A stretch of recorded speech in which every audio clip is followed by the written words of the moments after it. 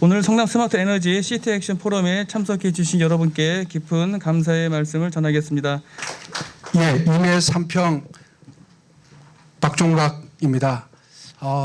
모처럼 이런 자리에 다 함께 모여서 또 탄소 중립이라는 과제를 가지고 우리가 한 자리 하게 된 것을 영광으로 생각됩니다.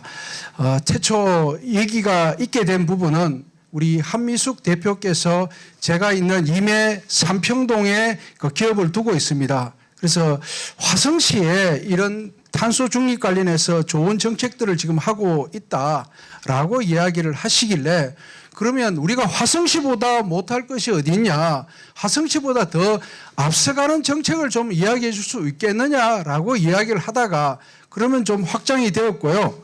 그리고 또 지금 이제 의회에서 지난 12월에 그 의원이 직접 토론회를 주최할 수 있도록 또 조례가 개정이 되었습니다. 또 우리 박광순 의장님이야 또 여러 의원님들이 또 개정해 주시기 위해서 그런 기반으로 해서 정말 2023년 토끼에는 공부하는 의회를 좀 만들어 보자라고 해서 제가 먼저 시작하게 되었습니다. 바쁘신 가운데에도 우리 기후에너지과 자료 준비하시고 또 여러 부분들 애써주신 우리 팀장님, 우리 과장님 정말 감사드리고요. 탄소 중립이라는 이 문제는 그 지난번에 우리가 탄천이 범람하고 나서 왜 우리가 이 탄소 중립 기후 에너지에 관련해서 해야 되는 부분은 Y에 대한 문제는 다 해결이 되었다고 생각합니다. 그리고 하우에 대한 부분을 지금 이야기하자. 전문가 부분들과 어떻게 하면 앞서서 2050년의 제로를 더 빨리 우리가 만들어가고 2030년의 40% 감축을 더 빨리 잘 해나가는 성남시, 정말 대한민국에서 이 탄소 중립의 최고의 그 도시를 만들고 세계가 주목하는 그런 성남이 되었으면 좋겠다는 차원에서 시작되었다는 말씀을 드리고요. 여기에 계시는 분들이 지금 과장님도 계시고 우리 주무관님들도 계시는데 향후 10년에 정말 과장님 국장이 되었을 때는 우리 대한민국의 최고 탄소 중립 성남시를 만들어 주실 것을 믿습니다. 그래서 최고의 우리 성남을 만들어 주신다는 그런 각오로 지금이 시작이고 배워 나갈 수 있도록 해 나갔으면 좋겠습니다. 우리 또 훌륭하신 박지식 회장님, 김의경 교수님까지 오셨는데요. 이 분야에서는 최고로 지금 준비해 나가고 계시는 분을 모셨기 때문에 또 많은 의견 교환으로 우리 더욱더 발전된 성남을 만들어 갔으면 좋겠습니다. 바쁘신 가운데 이 자리에 참석해 주신 우리 박광순 의장님, 박은미 부의장님, 우리 고병용 위원장님, 또 홍철기 국장님, 안국수 위원장님, 여러 또 의원님께 다시 한번 이 자리를 빌어서 감사의 말씀을 드립니다. 2023년 그 복 많이 받으시고 하시는 일 만사 형통하시기 바랍니다. 감사합니다. 안녕하십니까. 기후에너지과장 유승기입니다. 바쁘신 의정활동에도 불구하고 오늘 탄소중립 실현을 위해 성남 스마트 에너지 시티 액션 포럼을 준비해 주신 경제환경위원회 박종각 부위원장님께 진심으로 감사드립니다. 시의회에서도 적극적으로 관심과 격려해 주신 박광순 의장님과 경제환경위원회 고병용 위원장님을 비롯한 여러 의원님들께 진심으로 감사드립니다. 오늘 행사에 직접 참여하여 발제와 토론을 맡아주신 박지식 회장님과 한미숙 대표님, 김의경 교수님께도 진심으로 감사드립니다. 탄소중립 실현에 실행 집행부서로서 바쁘신 가운데서 참석해 주신 여러분들께도 진심으로 감사드립니다. 그럼 성남시 기후변화 대응 기본계획에 대해서 설명드리겠습니다. 설명 순서는 성남시 일반 현황, 온실가스 현황, 기후변화 대응 기본계획 비전과 목표 세부 전략, 부분별 사업계획, 성남시 탄소중립 중점 추진 사업에 대해서 설명을 드리도록 하겠습니다. 성남시 일반 현황입니다. 성남시 인구는 2013년 99만 5천 명 정점으로 원도심 재개발 재건축 사업으로 2021년 94만 5천 명, 2022년 2만 2천 명으로 감소하는 추세가 되겠습니다. 우리시 친환경 자동차 현황으로는 총 자동차 등록 대수가 35만 6천 대 중 전기차 7,153대이고 수소차가 377대를 보급 지원하여 친환경 자동차 비율이 2.1%를 차지하고 있습니다. 주택 현황으로는 전체 334만 4천 호 중 일반 아파트 18만 5천 호로 주택 분류 중 우리시는 54%를 아파트가 차지하고 있는 실정입니다. 신재생 에너지 발전 비중으로는 전체 소비량 대비 5.62%를 차지하고 있습니다.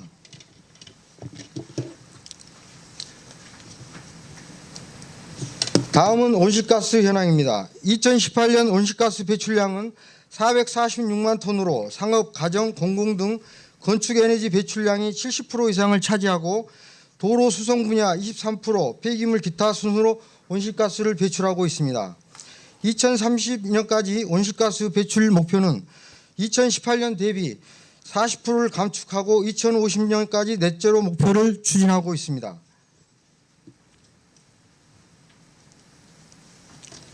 기후변화 대응 기본계획 비전과 목표에 대해서 세부 전략을 설명드리겠습니다. 국가와 동일하게 성남시도 온실가스 감축의 실질적 이행기관으로 시민과 함께하는 행복한 탄소중립 그린도시 성남 비전을 선언하고 2030년 40%, 2050년 탄소중립을 실현을 목표로 추진하고 있습니다. 온실가스 감축을 위해 세부 전략으로 건물 에너지 수송, 폐기물 탄소 흡수, 시민협력 부분으로 세부 전략을 마련하였습니다. 분야별 세부 계획입니다. 성남시 지역 특성에 맞는 5개 분야 59개 세부 사업을 추진하고 추가로 공공건물 및 민간 건축물 에너지 효율 등급 강화, 제로에너지 건축물 활성화 등 12개 신규 사업을 추진하며 10년 기간 동안 총 4조 9천억 예산을 투입하여 2030년까지 총 감축량 178만 톤을 감축 계획입니다.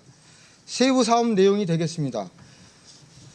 먼저 건물 에너지 부분으로 기존 건물 에너지 9개 사업과 신규 사업 12개 사업 중 10개 세부 사업을 포함하여 2030년 온실가스 감축을 설명드리겠습니다. 성남시는 건물 에너지 부분에서 총 100만 톤의 온실가스를 줄여야 합니다. 이는 목표 감축량의 55% 이상을 차지하고 있습니다. 온실가스 감축 정책의 핵심 기조는 건물 등에서 에너지 효율 증진과 에너지 자립률을 높여 에너지 수요 증가를 억제해야 합니다. 우리 시는 2000년 20년 이상 된 노후 건축물이 60% 이상 넘었으며 본격적인 노후 건물 에너지 효율 사업을 위해 먼저 공공건물부터 시작으로 건물 에너지 효율 등급을 진단하고 등급 향상을 높이기 위해 사업을 확대 시행하고 있습니다. 또한 민간 건축물까지 확대하여 지원할 수 있는 사업을 추진해 나갈 계획입니다. 성남시는 주택 노후로 인해 재개발 및 재건축 등 도시정비 사업을 추진하고 있으며 이러한 사업과 연계하여 노후 주택과 문제와 건물 온실가스 문제를 동시에 해결할 수 있도록 신축 건물의 제로에너지 건축 에너지 대상 확대를 에너지 성능 강화 등 시 차원에서 조기 추진할 계획이며 건축을 넘어 제로 에너지 도시로 나갈 계획입니다. 두 번째, 수송 교통 부분에서는 총 18개 온실가스 감축 사업을 추진하여 2030년까지 27만 톤 온실가스를 감축합니다. 올해부터 전기 충전 시설 의무 설치가 확대되고 공공건물 및 100세대 이상 공동주택에도 관련 시설을 구축하겠습니다. 이러한 촘촘한 충전 인프라를 토대로 2025년까지 전기차 누적 2만 2천 대를 보급할 계획으로 전 차량 중 전기차 비중을 6% 이상 확충 계획에 있습니다. 2025년 중장기 계획으로는 성남시 SBRT 사업 및 성남시 도시철도 1호선 트램 건설 등 친환경 대중교통 체계 구축을 집중하고 있습니다. 세 번째 감축 부분은 폐기물 부분에서입니다. 자원순환 가게 알리백 사업과 현재 18개소를 운영하고 있으며 올해 3개소를 더 확충할 계획입니다. 자원순환 가게를 통해 재활용 자원에 매년 10톤씩 줄여서 온실가스 감축을 기여할 것입니다. 음식물 종량제 RFID 설치 지원 사업을 추진하며 음식물 쓰레기를 감량하고 공동주택 악취 저감 및 미관 개선으로 주민 배출 편의를 제고하고자 합니다.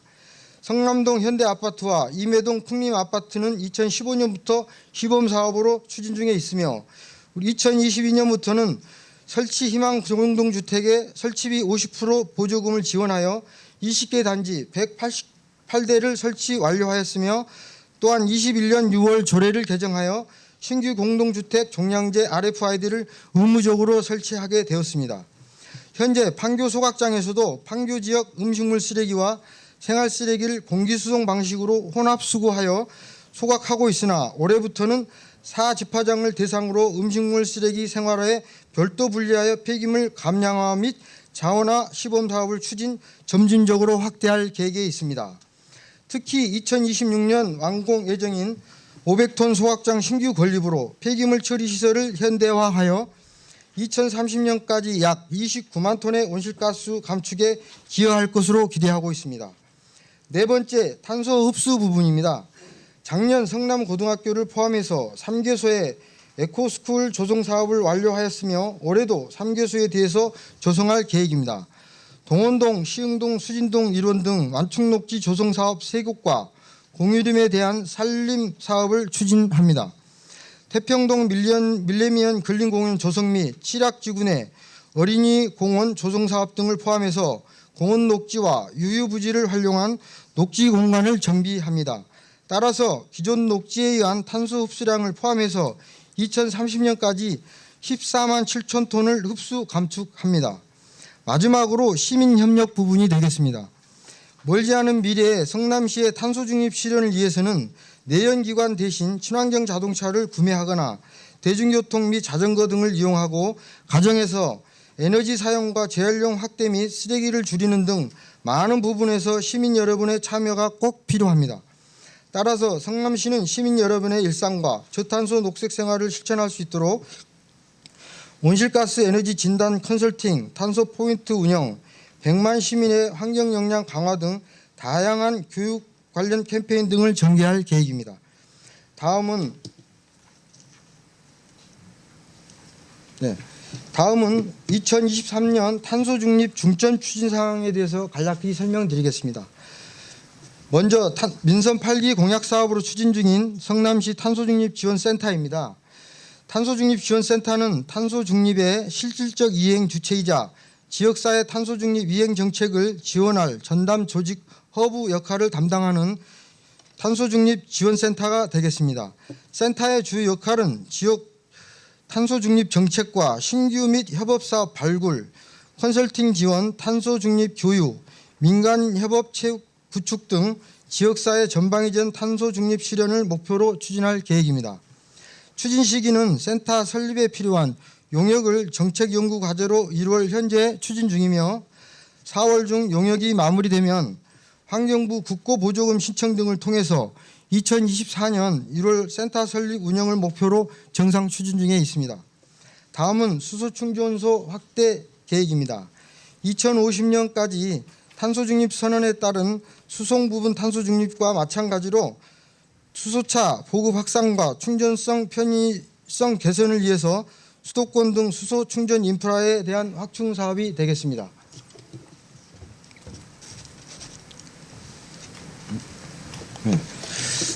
다음은 신재생 보급 융복합 지원 사업입니다. 산업통상부 자원부의 공모사업으로 선정돼서 올해 성남시 최초로 시작하는 사업이 되겠습니다. 총 사업비는 국비, 지방비, 자부담을 포함해서 한 13억 9천여만 원 되겠으며 58개소의 신재생 에너지 설비를 설치하는 사업이 되겠습니다.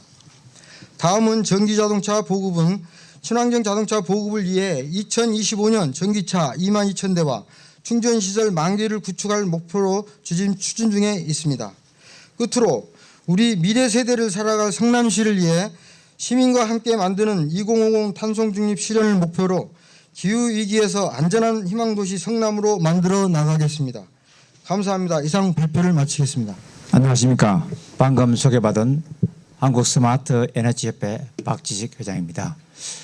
오늘 이러한 자리를 마련해 주신 우리 박정곽 경제한국위원회 부회장님께 감사 말씀드리고 또 많은 분들이 이렇게 오실 줄은 몰랐는데 이렇게 많이 오셔서 제가 하고 있는 일이 바른 길을 하고 있구나 이래서 많은 힘을 많이 받고 있습니다. 그래서 어렵고 또 시간이 많이 걸리는 일이지만 함께 뭉쳐 나가면 반드시 성공할 수 있다. 지속적으로 그런 자신감을 얻게 되었습니다. 예, 제가 이제 이런 일을 하게 된 백그라운드는 지구 환경 문제가 있고 사실 탄소 중립이라는 커다란 일을 하면서 협회가 어떤 일을 해야 되느냐 그런 고민을 많이 했습니다. 그래서 탄소 중립이 가는 것은 사실 누구나 다 알고 있습니다. 그런데 그런 걸 하기 위해서 에너지를 생산하는 쪽에서는 에너지 전달을 하고 있습니다. 에너지 전달을 하기 위해서 우리한테 맞는 에너지 믹스를 가져가야 됐고요. 그 에너지 믹스를 하는 데 있어서 많은 논란이 있습니다만 우리의 실정에 맞는 에너지 믹스를 가져가야 시간이 걸리지만 가야 된다고 생각하고 있고요. 그런 것 된다면 이제 신재생 에너지라든가 분산 자원 에너지들이 많이 보급될 겁니다. 앞으로. 그럼 그것은 무슨 것을 의미하는가 하면 현재의 중앙 집중적인 에너지 시스템이 분산화된다 이렇게 볼 수가 있습니다. 그 분산화된다는 것은 무슨 의미하느냐? 바로 에너지의 지방 자치화가 된다. 저는 그래 보고 있습니다. 그러면 그걸 하기 위해서 중앙 집중적인 된 것들을 분산화 지방 자치화 현대는 지방 자치에서도 그걸 수용할 수 있는 마음의 준비라든가 그런 준비들이 차곡차곡 가야 되지 않느냐 그런 생각을 갖고 있고 어느 날 갑자기 준비할 수도 없고 어느 날 일이 떨어진다 해서 대응도 안 될 거다 보고 있습니다. 그래서 저는 사실 그런 일을 조금씩 하고 있다. 그렇게 지금 생각하고 있습니다. 그런데 그러면 이 에너지 산업 구조가 중앙 집중해서 분산으로 가게 됩니다. 그런데 또 소비 구조도 바뀝니다. 소비 구조는 정책 방향이 필요한 것을 공급한다는 공급 중심에서 필요한 만큼 소비를 줄이자. 합리적으로 쓰자. 효율적으로 쓰자. 그런 쪽으로 가게 된다는 것이죠. 그래서 작년에 정부에서는 탄소 중립을 위해서 2030년까지 거물 에너지 소비 32.8%를 감축하겠다고 발표했습니다. 그러면 왜 거물 에너지를 발표되느냐? 사실은 탄소 중립을 하기 위해서는 여러 가지 팩터가 있습니다만은 에너지 측면을 본다면 산업이라든가 에너지 전환이죠. 전환은 에너지 발생 자체를 바꾼다든가 그거 하나 있고 나머지 소비 분야에서는 거물하고 교통이 가장 큰 쪽입니다. 그래서 거물 쪽을 본다면 유엔 보고서에 의하면 2030년에서는 전체 세계 전체 인구의 60%가 도시에서 거주합니다. 그리고 2050년대는 3분의 2가 도시에 거주할 거라 보는데 도시 거주에서 건물이 차지하는 비용은 전 세계에서 건물이 차지하는 에너지는 40% 가까이 쓴다. 이렇게 생각하시면 됩니다. 그러니까 건물이 얼마나 많은 에너지를 쓰고 얼마나 많은 에너지를 감축할 수 있는 수단이 될 수 있다. 저희들이 알 수 있게 되겠습니다. 자, 그러면 저희들이 이제 처음에 낸달 정보통신할 때는 IT라고 했습니다. 인포메이션 테크놀로지라 했는데 지금은 DNA라 하시라고 AICBM이라고 하게 됩니다. 그러면 A는 인공지능입니다. 그 다음은 D는 데이터입니다. N은 네트워크입니다. 이 DNA 기술이 발달됨에 따라서 산업이 옛날에 떨어지던 산업들이 한국씩 뭉칩니다. 융합이 되고 도메인 한 영역이 묻혀가지고 융합 영역으로 됩니다. 그렇게 되면 경계가 애매해지는 것이죠. 그런 시대가 되고 있고 이 건물이 또 변합니다. 어떻게 변한가 하면 건물은 옛날에 에너지를 소비하는 주체로 봤습니다. 그런데 미래에서는 에너지를 소비하는 주체뿐만 아니고 건물 안에 있는 자본들을 이용하고 새로운 발전 수단이 들어가가지고 건물에서도 에너지를 생산하는 수단이 된다. 그걸 우리는 프로휴머라고 합니다. 에너지를 쓰는 동시에 에너지를 생산할 수도 있다. 그러면 저희들이 생각하는 세계와는 완전히 다른 세계가 된다는 뜻이죠. 그런 건물들을 볼 때 효율을 높이기 위해서는 건물 하나하나를 보는 것보다는 건물을 모아서 그룹으로 봐서 건물을 효율을 따지는 것이 훨씬 더 효율적이다. 그래서 그리고 에너지가 생산한 에너지가 좀 남으면 저장했다가 다시 팔 수도 있는 에너지 네트워크로 변하는 게 건물의 속성이다. 미래 건물이 나가는 방향이다. 저희들은 그렇게 보고 있습니다. 다음. 그래서 저희들이 이제 건물을 한번 조사를 해봤습니다. 우리나라의 건축법에 의하면 건축물을 29개 유형으로 보고 있습니다. 그 중에 가장 대표적인 것이 주거용입니다.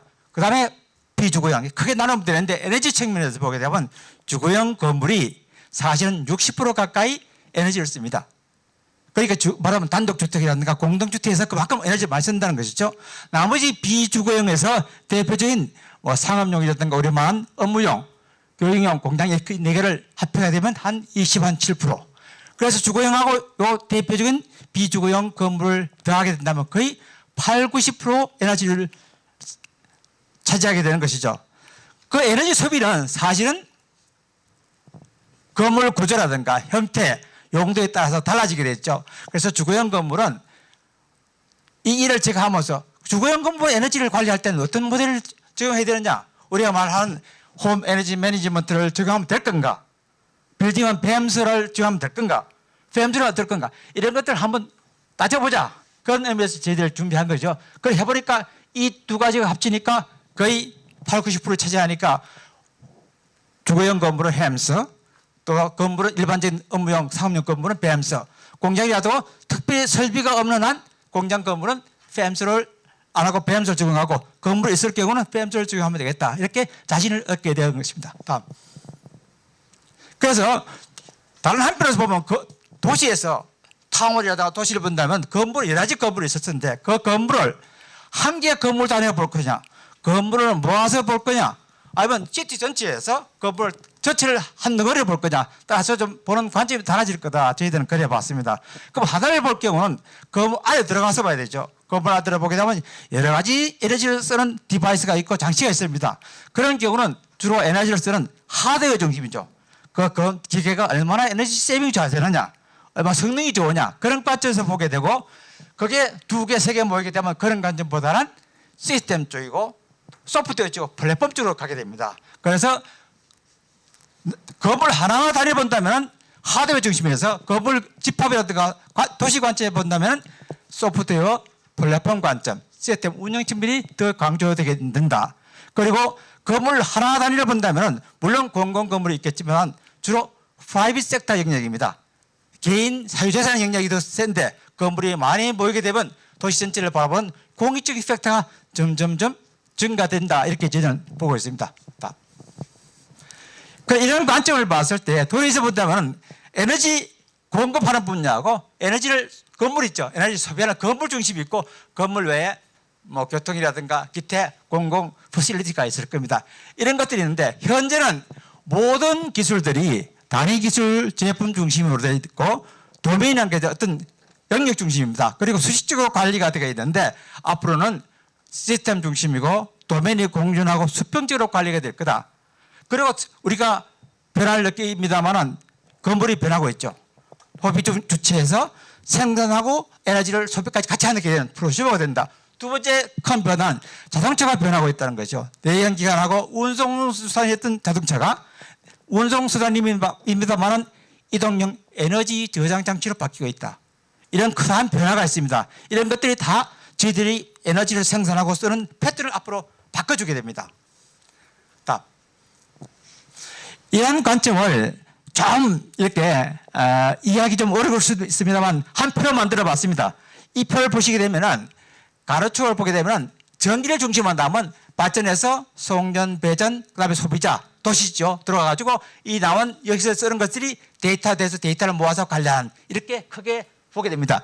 여기 건물이 본다면 여기 주어집니다.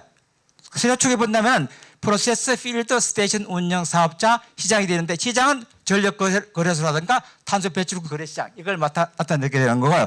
프로세스라는 것은 실제 전기 혹은 에너지가 이렇게 흐르는 겁니다. 여기서부터 쭉 흘러서 이렇게 건물로 간다, 이렇게 보게 되고요. 요 점선은 데이터가 흐릅니다. 정보가 흐르는 통로다. 그래서 그 데이터들이, 이런 데이터들이 다 이렇게 도시에서 데이터 허브에서 모여가지고 관리가 될 거다. 앞으로 이렇게 된다면은 지방자치에서도 이런 것들을 어떻게 관리해가지고 시스템적으로 갈 거니까 이렇게 해서 한번 감을 잡고는 있어야 되지 않느냐, 그런 생각을 좀 있어서 만들어 봤습니다. 다음. 건물에서는 각 건물은 건물 자체를 매니지먼트 한다든가 효율 높이기 위해서 여러 가지 데이터가 많이 수집을 하고 있습니다. 그런 데이터들이 지방 도시라든가 이런 쪽 타운이라든가 이 위에서 다 관리할 필요는 없겠죠. 그럼 도시에서 어떤 데이터를 관리해야 되느냐 이런 포인트가 있을 수 있습니다. 그런 데이터는 중기나 단기나 도시에 지정하는 바가 있을 겁니다. 그런 것들을 먼저 디파인하고 거기에 맞는 데이터를 모아서 그걸 기반으로 해서 관리해야 될 거다 이렇게 저희들이 봤는데 그중에 데이터 기반으로 해서 도시 에너지 서비스를 하려면은 예를 들었습니다. 도시 에너지 계획을 수립할 때도 데이터가 필요할 거다. 쉽게 생각해서는 두 번째 그 데이터를 모아서 다른 데이터를 모아가지고 데이터 공유가지고 뭔가 쓸 게 있을 거다. 이래 봤고요. 세 번째는 수요 관리라든가 혹은 에너지를 거래한다든가 혹은 기타 서비스하기 위해서 데이터가 필요한 데이터가 있을 거다. 그런 데이터를 건물이나 안에서 IoT라든가 이런 거에서 모을 수가 있습니다. 그걸 모아가지고 그걸 처리해서 잘 쓸 수도 처리해가지고 그걸 관리하는 해서 그걸 쉐어링하는 게 필요하게 됩니다. 그때는 그걸 모을 때는 여러 가지 데이터가 모으게 되면 데이터가 각각의 형태라든가 뭐 용어라든가 다 다르게 되면 같이 모아서 쓸 수가 없습니다. 그래서 빌딩 에너지 데이터 모델이 사실은 표준화가 먼저 돼야 된다. 그래야 모아야 그 데이터를 쓸 수 있고 그 데이터가 돈으로 변화된다. 저희들은 그렇게 이제 보고 있습니다. 그래서 그러면 그런 어떤 데이터가 필요한가? 그걸 볼 때는 서비스 유즈 케이스를 먼저 봐야 된다. 그 뜻입니다. 서비스 유즈 케이스는 이 데이터를 모으기 전에 어디에 용도를 가져갈 거냐? 그걸 먼저 고민을 해서 그에 필요한 데이터를 모아야 된다 뜻이고요. 그 필요한 데이터가 빌딩을 대상으로 봤을 때는 저희들이 봤을 때 일단 서너 개를 뽑아봤는데 통합 빌딩 에너지 관리 서비스를 할 수 있겠다. 두 번째는 수요 반응 서비스도 가능하지 않겠느냐. 그다음에 세 번째는 아까 말씀드린 대로 에너지가 건물에서 많이 남아두면 옆에 건물을 작업할 수도 있고 대여도 해줄 수 있겠다. 이런 것들 에너지 거래 서비스 그다음에 데이터 공유 서비스 이런 것들이 건물사 내에서는 가능할 거다. 이렇게 저희들은 봤고요. 이것을 서비스를 확장시키기 위해서 시티 전체로 본다면 시티에서 예를 들면 우리가 데이터 센터를 만들듯이 ESS를 큰 센터를 만들어 가지고 부족할 때는 에너지를 공급해 줄 수도 있고 또 남을 때는 에너지를 충전시킬 수도 있고 이런 것도 지방자치사에서 할 수 있지 않겠느냐 미래에는 그래 봤고요. 예. 다음에 이제 그런 걸 봐가지고 이러한 플랫폼을 만들어 봤습니다. 플랫폼을 만들어 봐가지고 시티 에너지 관리 플랫폼을 만들고 그거를 지역 에너지 관리 플랫폼 주고 그다음에 에너지 공급자하고 에너지 허브하고 붙여서 이러한 플랫폼을 만들고 서비스를 공급하는 플랫폼을 만들어 봤습니다. 다음. 이런 데이터를 모으고 변환을 하고 분석하고 예측하게 되면 그 단계마다 데이터가 나오게 됩니다. 이런 데이터를 모아가지고 빅데이터 공유가 돼가지고 하나의 단계별로 뭔가 하면 에너지 밸류 체인이 나온다. 가치가 나온다. 그걸 활용할 수 있게 되겠습니다. 다음. 그럼 이런 데이터가 있었을 때 그러면 시티에 봤을 때 어떤 데이터가 빌딩 데이터가 모여야 되느냐 그런 걸 봤을 때 기본 데이터하고 저희들은 통계 데이터하고 예측 데이터하고 최적화 데이터 이 세 가지로 나눴습니다. 기본 데이터는 기존 정보, 운영 정보, 통계 분석 정보, 에너지 공급 정보, 공공 정보. 그다음에 통계 및 관리 정보는 시티 에너지 총 사용 현황이라든가 공급 현황, 빌딩 에너지 사용 현황, 그다음에 시티 에너지 지표 이런 것들이고 예측 데이터는 소비 공급 예측, 그다음에 생산 소비재의 데이터를 봤습니다. 다음. 이런 기본 데이터는 이런 기준 정보 이런 설비, 측정, 과대점, 미등 정보 이런 게 다 있었습니다. 그리고 운영 정보는 에너지 사용량, 에너지 생산량, 그다음에 저장량 정보 이런 게 있고요. 통계하고 에너지 공급 정보하고 공공 정보는 표에 보시는 바와 같습니다. 다음. 그럼 이런 것들이 통계 데이터는 예를 들어서 시티 에너지 사용 현황이라는 일월 연간 사용 현황, 그다음 지역별 현황이라든가 공급은 그다음 공급 에너지 공급 현황이라든가 빌딩 공급 현황 이런 것들 할 수 있게 되었고요. 또 시티 에너지 인덱스는 시티에서 에너지를 얼마만큼 신재생 에너지를 많이 쓰느냐, 시티에서 에너지 절감을 어떻게 하느냐 이런 것들을 포함할 수가 있게 되겠습니다. 예측 데이터는 에너지 수요 예측하고 공급 예측, 그리고 최저가 데이터는 에너지 소비자하고 에너지 공급자 이렇게 되겠습니다. 다음. 저희들은 이렇게 되는 거 가지고 그럼 이런 것들 표준화를 했습니다. 그래서 맞는 게 이런 2021년도에 이런 말씀드린 내용 가지고 국제 ITUT에 내서 국제 표준을 가지고 작년하고 재작년을 거쳐가지고 지금 마무리 단계에 있습니다. 그래서 금년 말에나 내년 초에 아마 국제 표준이 나오게 될 것 같습니다. 그래서 이런 식으로 데이터를 관리해서 도시의 에너지를 이렇게 관리하면 좋겠다. 그렇게 했고 다음 이어서 아까 말씀드린 그 데이터에 좀 이렇게 항목만 나온 데이터를 좀 더 깊이 들어가 가지고 데이터 모델을 업그레이드 시켜 실제 사용할 수 있게 회사라든가 또 지자체에서 쓸 수 있게 그렇게 업그레이드하는 것을 지금 작년에 기구에서 지금 진행 중에 있습니다. 답. 만약에 이런 것들이 이루어진다면 저희들은 예를 들면 이런 표준을 하고 있는데 이게 도시 내에 다른 예를 들어서 건물 외에 있는 전기자동차라든가 이런 교통하고 연결될 거다. 그러면 이 건물하고 교통 분야를 어떻게 연결할 거냐 그런 것들도 표준화할 수 있겠다. 저는 그렇게 봤습니다. 다음. 그리고 국제 표준이 그렇게 이루어진다면 단체 표준은 저희들이 국내에서 참조 모델하고 기능 요구사항을 붙여가지고 1부, 2부, 3부 이렇게 해서 현재 3부까지 진행되고 있습니다. 이런 거 만들어서 실제 가능한 시일 내에 현장에 적용했으면 좋겠다. 그런 희망사항을 아주 만들고 있습니다. 제한된 시간에 많은 분야를 말씀드렸습니다. 경증해 주셔서 감사합니다. 네, 오늘 무엇보다 이렇게 의회와 또 지방 행정을 책임지는 여러 과에서 함께 해주신 걸 보니까 앞으로 성남시의 스마트 시티 특히 또 에너지 분야의 리더십을 가늠할 수 있어서 기쁘게 생각합니다. 간단하게 저희를 잠깐 소개를 드리면 저희는 이제 판교에서 창업한 지 23년째 이제 기업을 하고 있는데요. 주로 ICT의 기술을 가지고 사회 문제 이제 해결 부분을 담당하고 있습니다. 특히나 이제 에너지 부분에서 저희가 주목하는 부분은 좀 전에 박지식 회장께서 말씀하셨던 이런 이제 표준화 모델들을 실체적으로 어떻게 건물 부분, 도시 부분, 영역 에너지를 사용하고 생산하는 부분을 어떻게 잘 관리해서 결국은 우리가 눈에 드러나게 보이게 하고 그 보이는 것들이 되면 개선할 수 있고 개선할 수 있으면 관리할 수 있으면 개선할 수 있다라고 하는 취지에서 실제 실행자로서 저희의 이제 기술을 기반으로 이런 문제를 해결하고 있습니다. 특히 저희는 판교에서 국내의 거의 1위의 여러 지표를 객관적으로 이제 가지고 있고요. 건물 분야에서의 그 핵심 부분들은 저희가 이제 건물 에너지 부분에 한 개의 국내에 제품을 주는 혁신 제품도 가지고 있습니다. 그래서 성남시의 리더십을 조금은 뒷받침할 수 있는 판교에 이런 기업이 있다 이렇게 기억을 해주시면 감사하겠고요.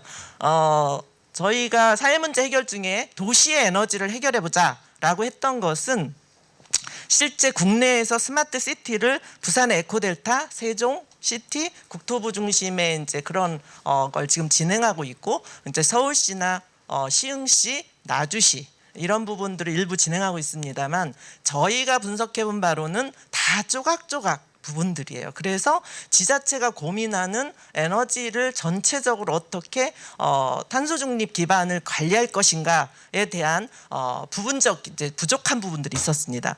그래서 그런 이 법상에 나와 있는 이런 부분에서 이게 지금 법상에 너무나 잘 알고 계시지만 지자체가 법상으로 지자체의 시설 및 시스템을 구축하고 탄소 중립 기본 계획을 수립하고 이를 이행할 수 있는 지원센터를 운영하라 이렇게 되어 있는데 제가 6개의 지자체를 다녀봤지만 지금 막 고민을 하는 단계인 것 같습니다. 관리 체계 자체는 저희가 보는 이제 기본 모델은 그러면 도시에 많은 부분에 지금까지 해왔던 많은 에너지 부분에 있어서의 여러 활동들은 파편화되어 있었다. 근데 이런 부분을 도시를 전체를 놓고 예컨대 성남시를 전체를 놓고 에너지의 생산은 각 부분에서 어떻게 되고 소비는 어디에서 어떻게 되는가라고 하는 게 보여야 한다. 그게 이제 IT 기술로 해결 가능한 부분이고 그렇게 해서 보이게 되면 이게 거대한 에너지 데이터 허브가 됩니다. 도시 자체가 그 기반에서 다양한 형태의 개선 모델과 그리고 탄소 중립 이행에 대한 어떤 계획을 수립하고 개선할 수 있고 그 후에 에너지 이코노미에 발현이 되는 많은 부분들을 할 수 있는 기반이 됩니다. 그래서 이런 거에 착안해서 어떻게 그 문제를 해결할 것인가 라고 하는 부분을 앞으로 말씀드리겠습니다.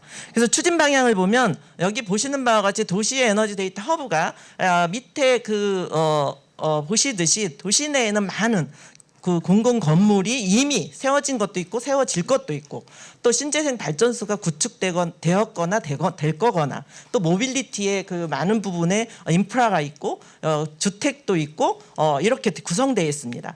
이런 부분에서 핵심은 생산 부분은 기술로 당연히 투자를 하면은 관리가 됩니다.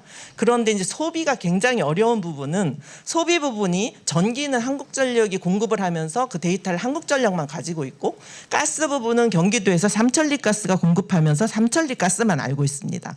이런 부분들을 어떻게 관리할 것인가가 굉장히 중요한 문제였고 저희가 화성시 사례에서 이 문제를 해결해서 거국적으로 한전과 삼천리 가스와 한국에서 최초로 이런 데이터를 연계하는 저희 시스템과 연계하는 걸 이미 이루었고요.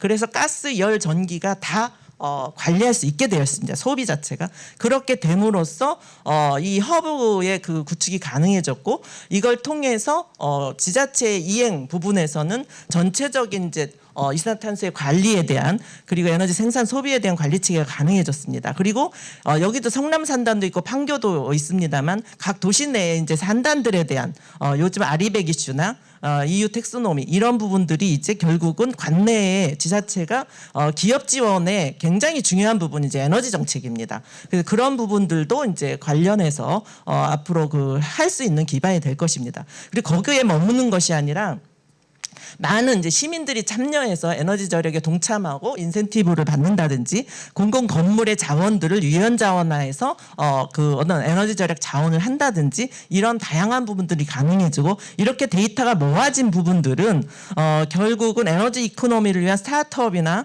이 지역 경제 활성화를 위해서 오픈 API라는 데이터를 열어줌으로써 많은 부분이 에너지 생태계를 이룰 수 있게 되겠습니다. 그게 저희가 바라보는 도시의 에너지의 관리 체계라고 생각을 합니다. 그래서 지금 좀 전에 말씀드린 거 이게 파워프 이게 좀 잘 안 되네요. 배터리가 나갔는지. 요 전 좀 해주시겠어요? 그래서 형상 자체는 도시 에너지 데이터는 아까 박지식 회장님이 말씀하셨듯이 이 밑에 계층은 어떻게 계측하거나 실측할 것인가.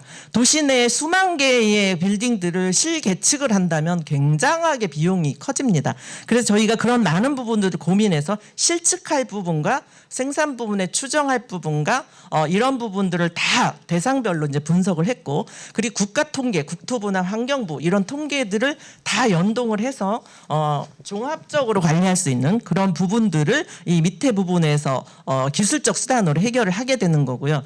그렇게 되면 이 데이터들이 이렇게 시설물과 건물별인 경우는 시설 부분에 건물 에너지 소비, 생산 뭐 이런 부분 산업단지 이렇게 다 나올 수 있고 도시의 전체적인 에너지 데이터가 각 계층별로 나오고 국가의 이제 통계적 정보, 모빌리티 정보라든지 건축물 정보 이런 것들이 성남시에 관한 것들이 다 집계가 됩니다.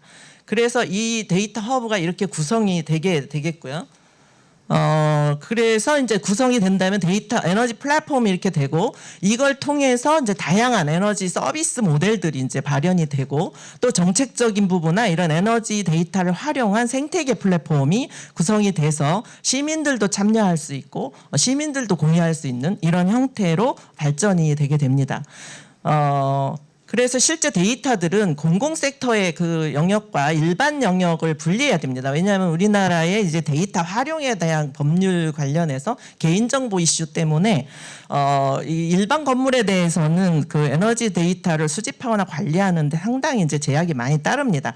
그래서 일단은 이제 공공 영역부터 진행을 하되 공공 영역도 예를 들면은 성남시 삼평동, 임해동 이렇게 지역별로 이제 보여지는 것하고 그리고 각각 개별 건물별, 공장별 주택별 이렇게 보여지는 부분들이 이제 다르다고 보시면 되고요. 거기에 맞는 형태의 에너지 생산과 소비가 다 이제 관리가 되고 그 영역별의 도시 현황이나 이런 부분들이 관리가 되고 모빌리티 현황이나 이런 부분들이 다 맵상에서 이렇게 표출이 되고 맵을 눌렀을 때 다 자세하게 행정 동별로도 이렇게 관리가 되는 그런 체계를 갖고 있습니다. 네.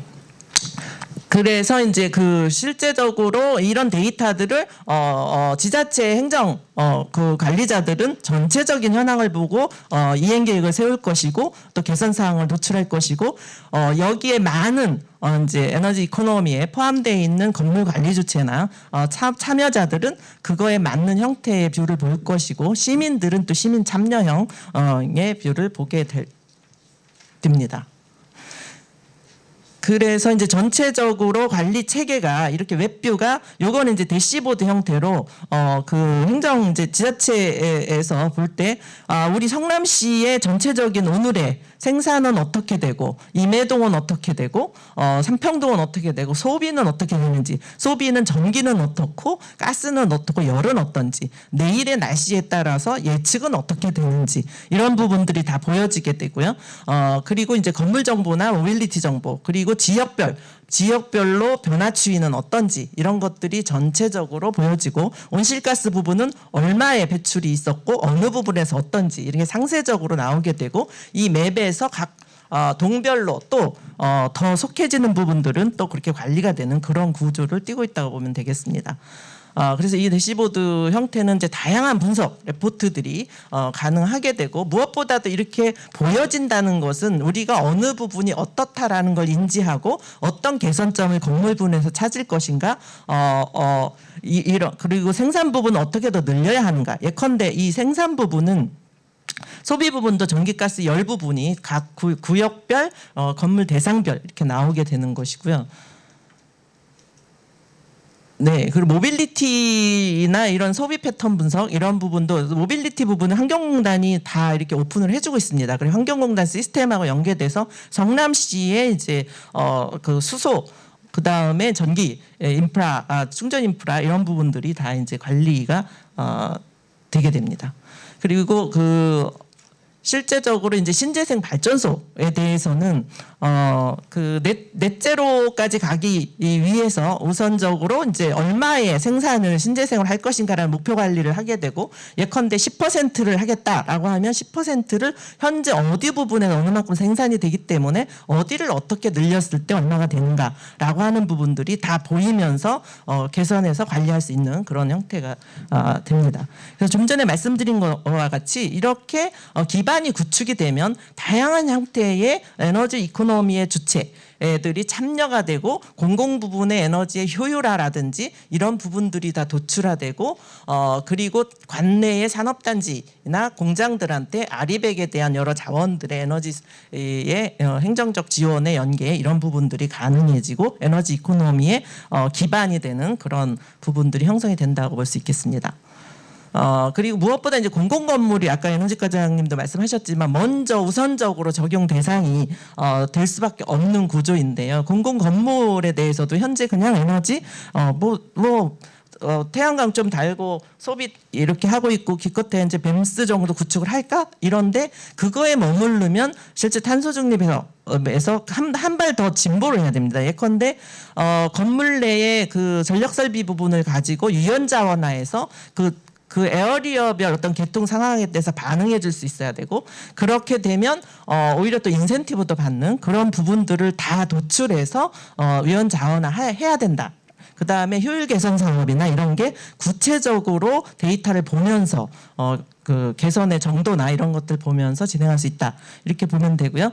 산업단지의 경우도 실제 화성의 경우는 이제 향남제약산업단지를 저희가 모델로 하고 13개의 산단으로 이제 확대를 하게 돼 있는데 향남산업단지도 보니까 거기 외국계 그 제약회사들이 많이 들어가 있습니다. 그래서 의도치는 않았지만 아리백에 대한 목마름이 굉장히 강했고 어떻게 해야 될지를 모르고 있었습니다. 그래서 그런 부분들을 성남에도 집 판교에 테크노밸리 많은 기업들 성남 산단 할 것 없이 다 잠재적 그 고민들을 갖고 있는데 이런 부분들에 대해서 행정지원 서비스를 할 수 있다는 건 기반 마련을 해놓고 그들이 어떻게 해야 되는지를 볼 수 있게 해야 된다.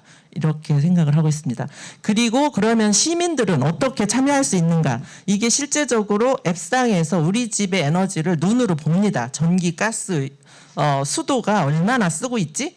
보면서 국가가 지금 운영하는 에너지 절약 서비스 국민 DR이라고 있습니다. 그거에 동참하면 인센티브가 가는데 실제 많은 지자체들이 서울, 경남, 그 강원 몇 개의 지자체들이 실제 이 시민들 대상으로 이거를 인센티브를 직접 지원하면서 독려를 하고 있고 굉장히 반응이 좋은 그런 이제 시민 참여형 서비스입니다.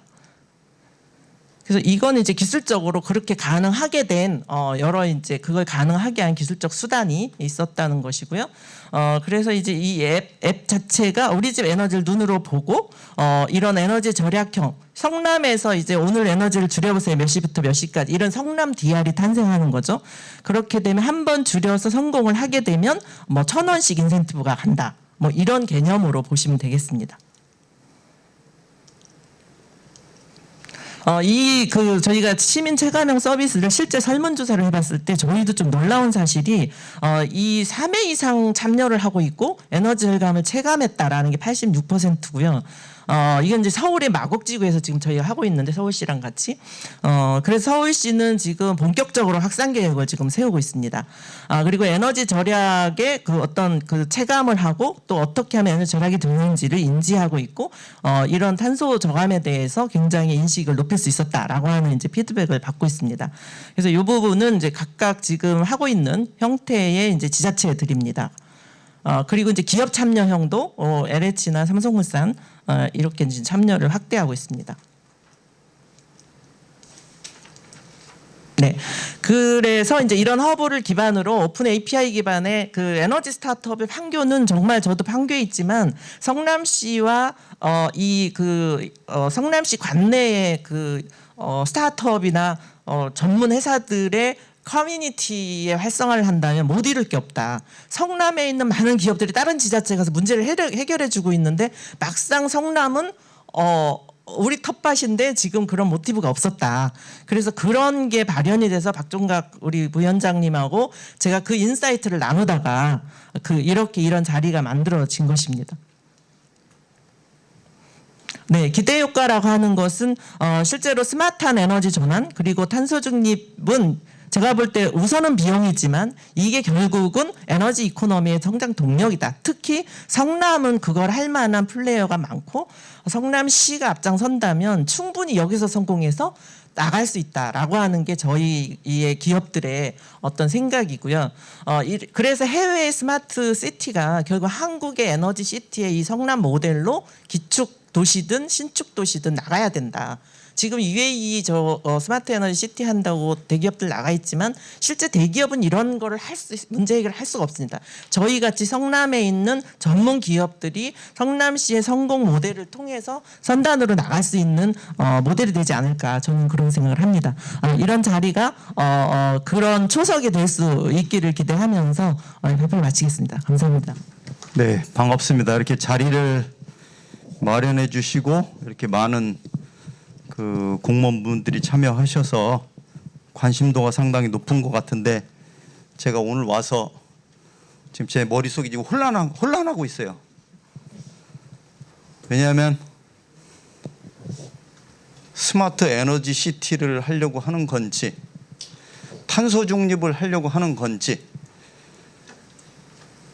솔직히 저는 지금 헷갈리고 있어요. 저기 앞에 발표하신 분들 때문에. 그런데 조금 정리를 할 만한 필요성은 있는 것 같아요. 혹시 그 성남시의 지역에너지 계획이 수립이 돼 있나요? 5개년 계획이요? 언제 수립하셨나요? 네? 2017년도요? 예. 모르겠어요. 제가 그 산업부 통계 자료를 봤을 때는 지역에너지 계획이 성남시 거가 안 돼 있어가지고 경기도는 지금 5개 하고 그리고 혹시 지역에너지 센터 설립하는 거는 국비 지원하는 건 받으셨나요? 안 하셨나요? 예. 왜 이 말씀을 드리냐면은 이게 탄소 중립 기후변화 대응 기본 계획을 수립하셨는데 가장 먼저 제가 딱 느낀 게 뭐냐면은 관리 권한해 가지고 산업 부문이 빠졌어요. 그래서 제 머릿속에 물음표가 찍혔어요. 기후변화 대응을 하려면 산업 부문이 빠지고 어떻게 기후변화를 대응을 하려고 하지? 그거는 이제 국가산단과 일반산단과 지방산단이 있기 때문에, 그리고 일단은 제 바람은 뭐냐면 지금 똑같이 건물도 국토부에서 하고 폐기물도 환경부에서 하고 있지 않습니까? 그래서 일단은 어떤 관리 권한이 되든지 간에 일단은 성남시 자체에서는 데이터가, 제가 보기엔 가장 먼저는 데이터라고 생각을 해요.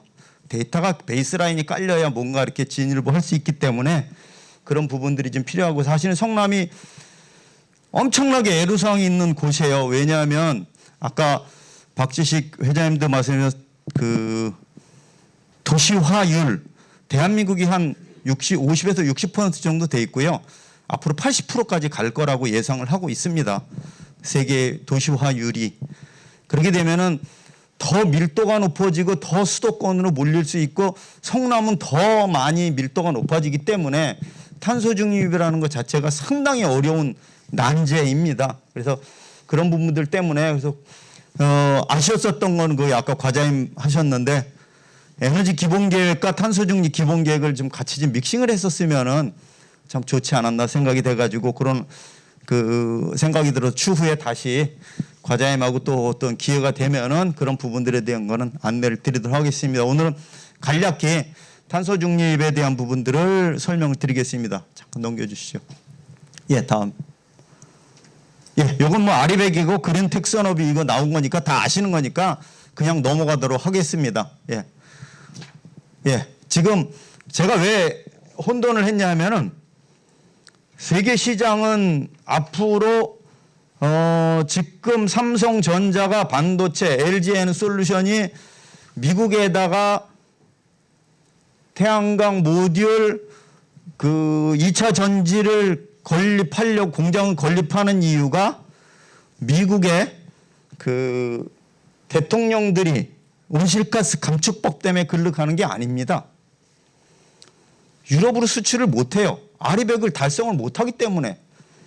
이 아리백을 달성하려면 대한민국에 있는 모든 신재생 에너지를 갖고 삼성전자하고 SK하이닉스에 줘야 돼요. 그래도 안 돼요. 그 정도예요. 그 정도 심각한 상황이에요. 이 아리백이라는 게. 거기다가 또 탄소 국경 조정제도까지 2016 시행되면은 그렇기 때문에 미국으로 가는 이유가 미국으로 가는데도 아무 데나 가는 게 아니라 풍력 발전이나 재생에너지 전력이 많이 건립되는 곳에 들어가는 거예요. 공장이. 그냥 그쪽 미국의 아무 곳으로도 가는 게 절대 아닙니다. 텍사스 쪽이나 이런 데 바람이 많이 불고 이런 데들로. 그러니까 이게 현실적이라는 거예요. 그럼 미국은 또 더군다나 인플레이션 감축법까지 해가지고 엄청난 장애를 초래하잖아요. 그러니까 지금 대한민국 젊은이들은 취직할 자리가 없어져요, 이제. 이거 심각한 상황이에요, 진짜. 앞으로. 그래서 재생에너지를 많이 하는 거는 한계가 있습니다, 실질적으로. 그러나 이런 부분들에 대한 것들은 가능한 한 건물 부문에서 가정에서 줄이는 거는 진짜 한계가 있어요. 제가 그런 사업들을 해보면은 어려운 거를 택하셔서 이런 부분들이 파고가 엄청나게 몰려오고 있고요. 이거 세계 1, 2, 3위 석유 회사들이에요. 에드녹, 사우디아라비아, 아람코, 카타르 얘들이 지금 뭐 하려고 하냐, 탄소 중립하겠다 그러고 수소를 해서 가스를 채굴을 해가지고 수소를 만드는데 CO2 포집을 해가지고 그 CO2를 가스 전에다 다시 밀어넣겠다고 하고 이 블루 수소를 갖고 수출하겠다고 지금 하고 있습니다, 얘들이요. 이 정도로 상당히 심각한 상황이에요. 근데 우리가 기후변화에 대한 영향은 뭐 여기 작년도에 하천 범람하고 어떤 심각한 상황이 벌어졌지만은 실질적으로 이러한 부분들은 국가의 존립에 영향을 미칠 수 있는 부분이라는 건 분명한 사실인 것 같아요. 근데 이게 기후변화가 진짜 사실인지 아닌지는 저는 제가 30년 넘게 이 업무를 했는데도 모르겠어요. 근데 중요한 건 세계 경제가 일로 가고 있다라는 거예요. 우리도 이만큼 그 대한민국 성남시에 있는 기업들이 이제 수출을 못할 상황이 발생을 하고 있으니까 여기서 삼성전자에 납품도 못한다는 거예요. 여기 그 헤리트도 있지만 소프트 PVO 성남 공단에 그 원형 반구형 셀 만드는 공장이 있어요. 그래가지고 저기 뭐 2020년 CES에서 혁신상도 받고 그런 업체인데 그런 기업들이 수출을 못한다는 거예요. 이제 그런 실상이 벌어지고 있습니다. 다음 좀 넘겨주세요. 요거는 공무원분들이 좀 아시라고 하는 것들이 이게 뭐냐면은 온실가스 감축이라는 것들, 탄소 배출 이런 부분들에 대한 거는 에너지가 기본으로 엄청나게 생성이 되니까 에너지 계획들과 국가와 지방 지자체 계획들이 있고요. 탄소 중립 기본 계획에 따라서 지금 이거 국가가 지금 환경부가 만들고 있습니다. 실행 방안을 아마도 작년도 용역을 해서 금년도에 나올 거라고 보여져요. 그럼 영양평가제도 뭐 이런 것들 다 해서 만들겠다는데 지자체도 10년계 탄소 중립 기본 계획을 만들도록 하고 지원센터를 만들도록 하고 있어요. 그래서 제가 오늘 드리고 싶은 말씀은 뭐냐? 지역은행 센터도 정부에서 2억 원의 보조금을 주고 있고요. 탄소 중립 지원센터도 환경부에서 보조금을 주고 있으니 이 두 개를 같이 잘 믹싱을 해서 조직을 만들어서 운영을 하셔야 성남시 탄소 중립 이행 계획이 달성이 되지 않겠나 지금 생각이 돼서 건의를 드립니다. 예, 다음. 예, 이거는 뭐 새 정부 정책 방향하고 재생에너지 그 추진 방향이 나왔는데 지난주인가 지지난주에 나왔어요. 10차 전력수급 기본계획 원자력가가 하고 재생에너지 그대로 간다고 하는데 지금 제가 보기엔 거기 30% 목표도 제가 보기 지금 상황으로 달성하기 쉽지 않아요. 풍력으로 간다고 하는데 풍력 발전은 기본적으로 5년에서 10년 걸립니다. 아무리 짧아야. 그러니까 할 곳이 꽂을 곳도 없어요. 사실은요. 그렇기 때문에 갈 수 있는 거는 태양광이다. 그리고 데이터화해서 에너지 수요 관리다. 라는 것들이 기본적인 목표인 것 같아요. 예, 다음. 예, 그래서 수요 관리와 탄소 중립에는 에너지 기본 계획의 기본적인 사항들이 나와 있고요. 그리고 에너지 효율 관련 산업들 이런 것들이 그 기본 계획하고 에너지 협력 기본 계획에 들어가 있고 또 환경부가 탄소 중립 무역 장벽 지역 국민 탄소의 실천 방안 이런 것들을 만들어서 지금 시행을 하고 있습니다. 이게 환경부 금년도 업무 계획에 나와 있는 것들입니다. 이런 부분들이 예산이 책정이 돼서 지자체들과 같이 공동 추진하려고 하는 것들이니까 이런 것들을 잘 활용하면 좋지 않겠나 지금 생각이 됩니다. 예, 다음. 예, 요거는 신재생 사업들이 상당히 많이 이미 아까 여기 보니까 융복합 사업의 보고서가 있는 것 같아요. 작년도에 13억인가 이렇게 그 금년도권에 작년도 선정이 돼서 하신 것 같아요. 그래서 다른 지자체들처럼 30억 좀 했으면 좋았을 텐데 하는 그런 아쉬움이 있고요. 그건 뭐 그 지자체 재정이 들어가니까 그리고 또 설치할 수 있는 여건이 있어야 되는 거니까 쉽지는 않은 것 같고 그래서 주택 건물 융복합 과거에는 건물 지원 사업하다가 융복합하고 지역에너지 신산업으로 그 가고 있습니다. 오늘 발표하신 아까 그 성남시에서 헤리트가 발표하신 것 자체가 작년도 그 국가 지원 사업으로 해가지고 화성시에다가 지원을 해가지고 수탁을 해서 국비 지원을 받아가지고 한 16억, 17억 받아가지고 지금 시행을 하고 있는 상태입니다. 그러니까 여러분들께서 조금 더 뒤에 다시 말씀드리겠지만 국가가 지원해준 사업들을 가능한 한 지자체에다가 열심히 유치하도록 하자. 융복합 사업 이런 똑같은 사례입니다. 이런 것들을 해주셔야 우리 지자체가 발전할 수 있다는 거예요. 제가 보는 경우에서 전국 지자체 중에 가장 열심히 달려가는 데가 어디냐? 영광군청하고 진천군하고 대전 대덕구예요. 영광군은 원자력 발전소 없앤다 그러니까 먹고 살 게 없어졌어요. 영광군 스님이 직접 뛰어다니면서 엄청나게 노력하시고요. 진천군은 충북도가 엄청나게 밀어주고 있어요. 근데 안타깝게도 성남시는 경기도에서는 자기네 에너지 사업만 하지 기초지자체 에너지 사업 지원해 주는 게 하나도 없어요. 그래서 이 이성진 과장님 사실은 소식이 안타까워요. 경상북도는 지자체 에너지 담당 공무원들 모아서 교육시키고 지원해주고 1박 2일 연수시켜주고 이런 것들을 하는데 경기도 지자체들이 그 좀 잘 산다는 그 미명하에 지금 그 혜택을 못 받고 있는 건 분명한 사실인 것 같아요. 그래서 경기도청에 계속 제가 두드리는데도 그게 쉽지가 않습니다. 예. 그리고 또 이 사업 자체도 RPS 과거는 RPS 사업에서 RPS 아리백 경쟁 상대로 갔다가 이제는 아리백 시장으로 이제 시장 전환이 이제 바뀌고 있습니다. 그러니까 대규모 그 발전소들을 그 민간 아까 수출 장애 요인 때문에 아리백 시장으로 다 돌아서고 있는 상태고요. 그렇기 때문에 RPS가 더 죽지 않겠나 지금 생각이 됩니다. 예, 다음.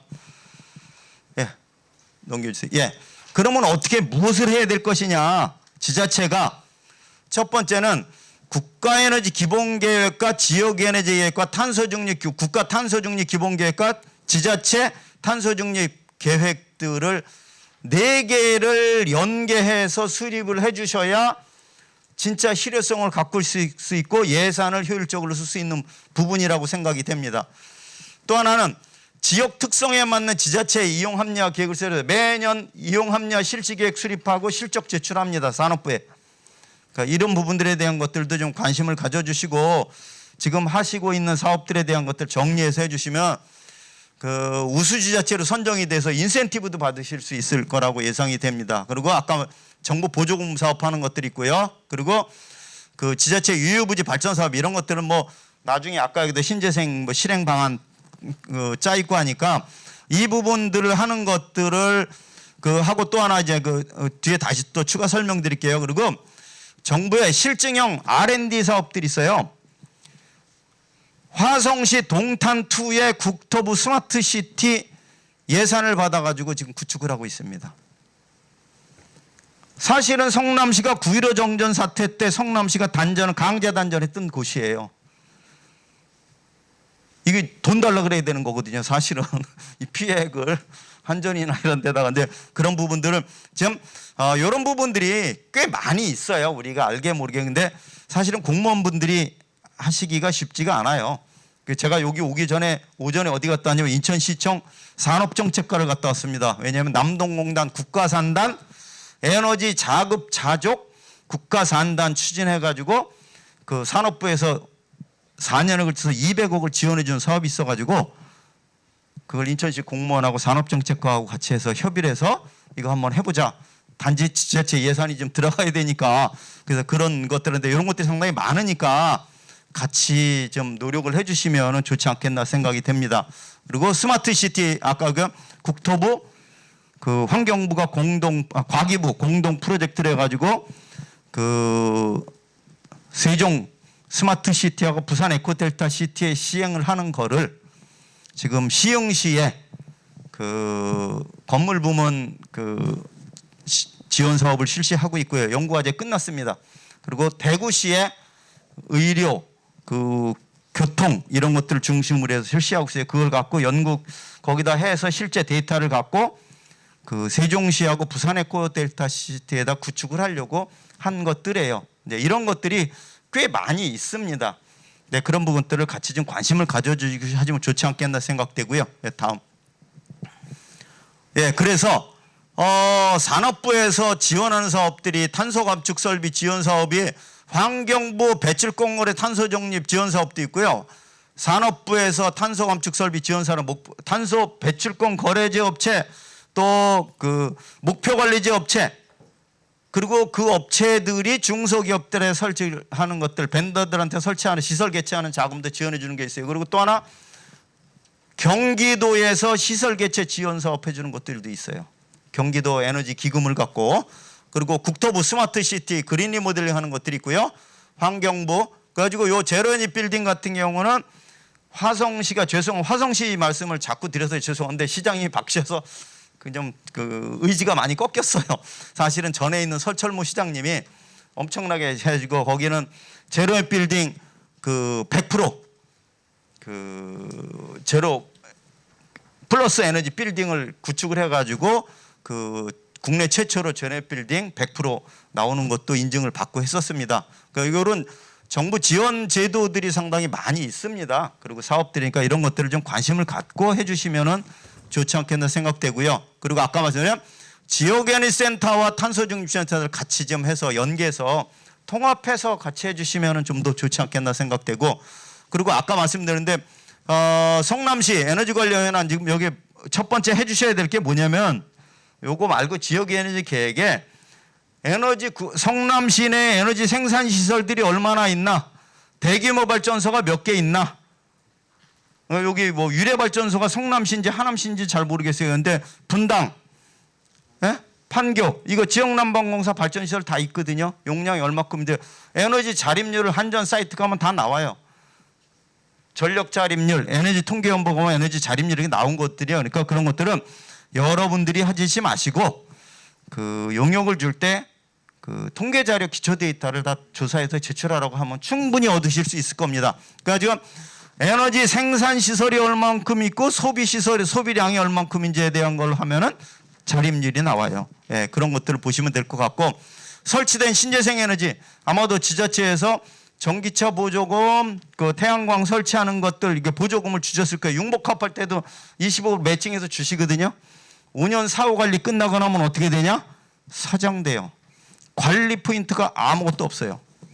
그러니까 이런 부분들도 좀 그 데이터 관리를 해서 데이터 센터 그거를 지역 에너지 센터나 탄소중립 센터에도 같이 관리해 주시면 좋지 않겠나 생각이 되면 그 대시보드에 딱 해서 성남시의 에너지 오늘 소비량이 얼만큼이야, 전력 소비량이 얼만큼이야, 가스 소비량이 얼만큼이야, 이제 코온 에너지나 그 삼철 이런 데다 얘기하면 충분히 뭐 그 저기 할 수 있을 것 같고요. 그런 것들을 좀 해서 그 관리해 주셨으면 좋겠고 그리고 삼성, 현대, 한화, SK 이런 데들이 지금 그 사업들을 상당히 많이 해요.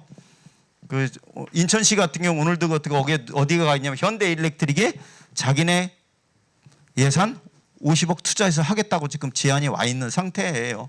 그러니까 이런 부분들을 같이 그 국가 그 하는 이런 대기업들이 하는 것들이 꽤 많이 있으니까 하시고 한전 지역난방공사 가스공사가 뭐냐 EERS 제도라 하죠. 에너지 이피션시 리소스 스탠다드를 해가지고 나의 에너지를 쓰는 소비자들이 노후 기기 있는 것들을 교체해 주는 거를 이 3사가 하도록 에너지 역량법에다 만들어 놨어요. 의무화를 시켜놨어요.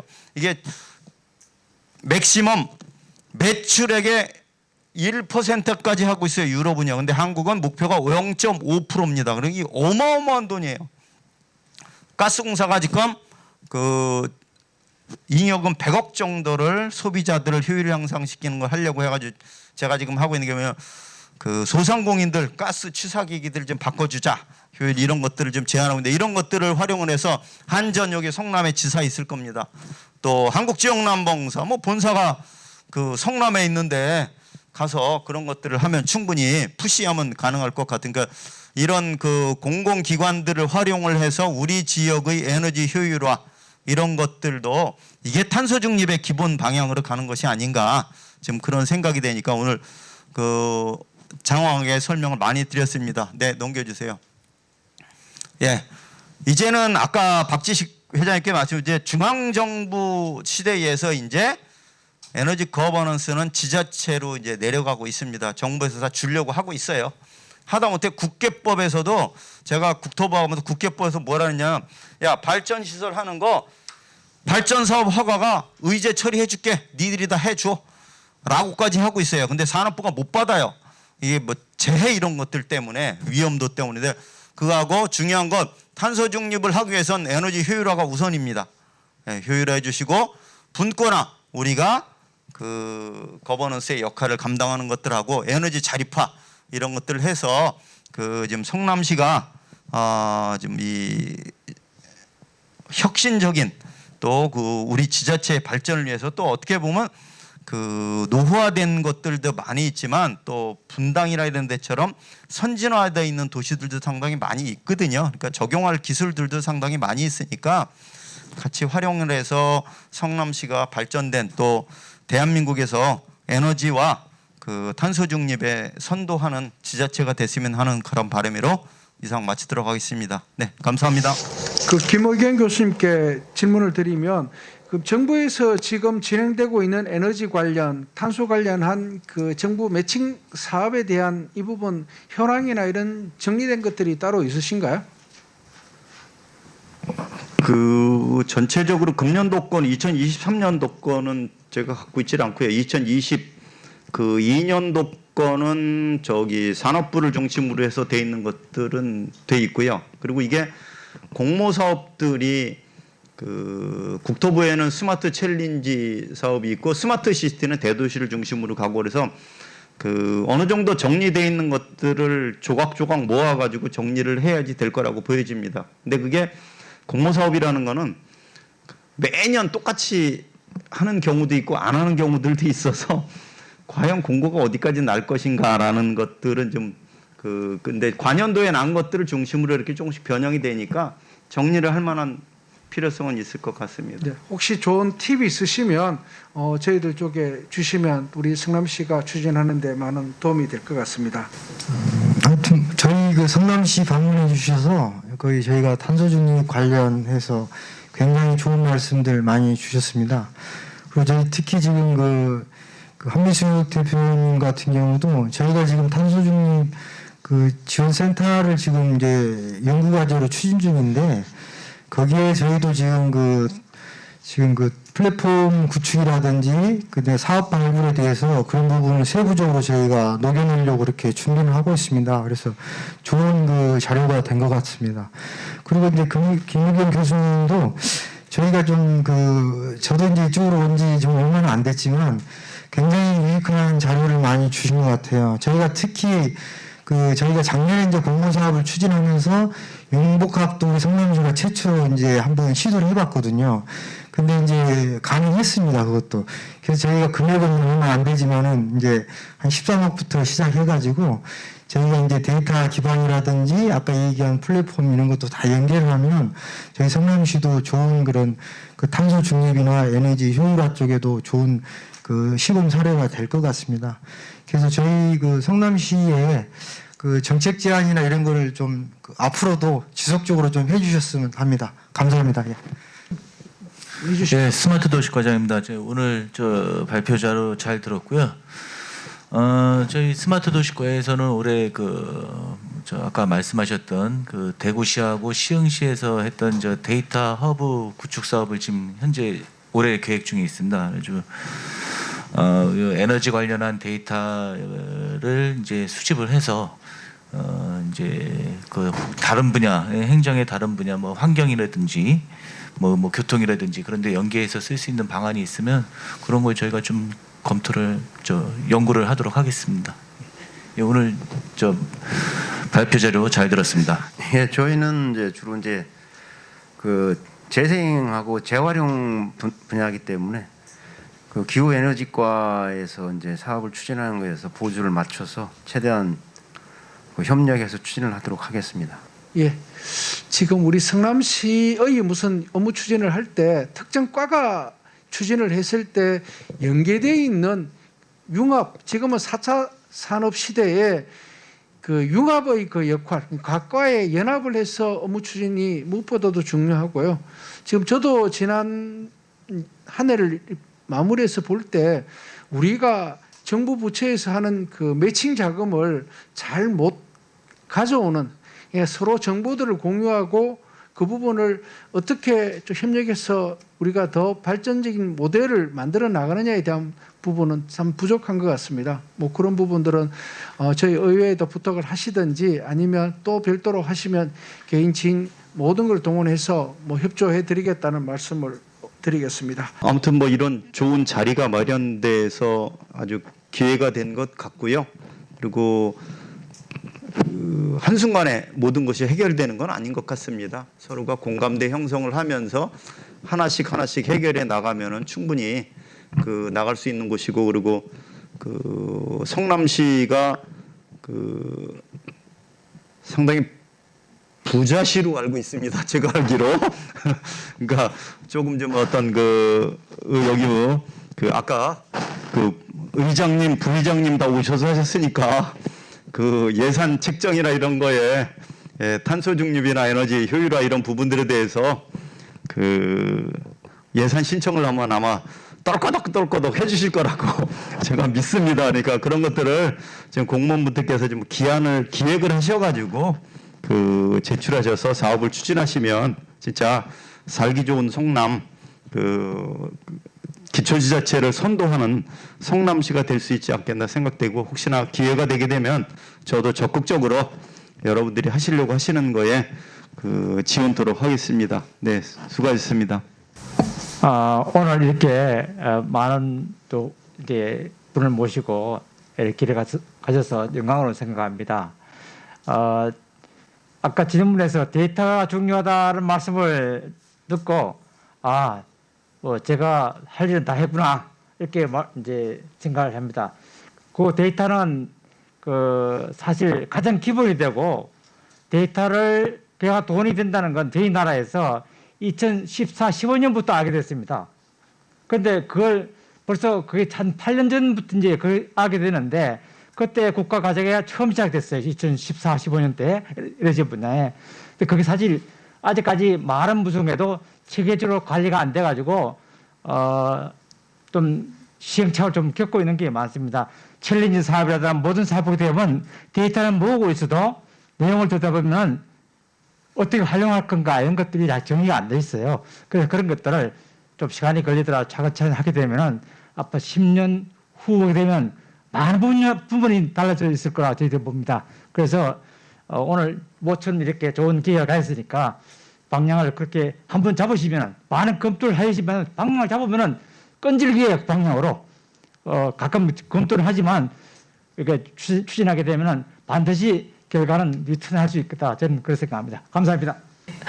저는 뭐 실행자의 한 기업으로서 특히 판교에서 이런 에너지 분야의 그 혁신을 계속 이루어 가겠습니다. 혹시 어떻게 하는 게 방법일까요? 라고 궁금한 부분이 있다면 가까운 데 녹화하시면 저희가 알고 있고 또 저희 주변에서 이미 혁신이 일어나는 것들을 다 드리도록 하겠습니다. 그리고 함께 이런 초석에 대해서 문제를 우리 그 미래의 세대에 좋은 환경을 물려주는 일을 같이 할 수 있다면 되게 좋은 의미 있는 시도일 것 같습니다. 성남시의 스마트 에너지 시티의 미래 비전을 응원하겠습니다. 감사합니다. 자, 여기까지 함께 해주셔서 감사합니다. 오늘 행사 여기서 마무리하도록 하겠습니다. 감사합니다.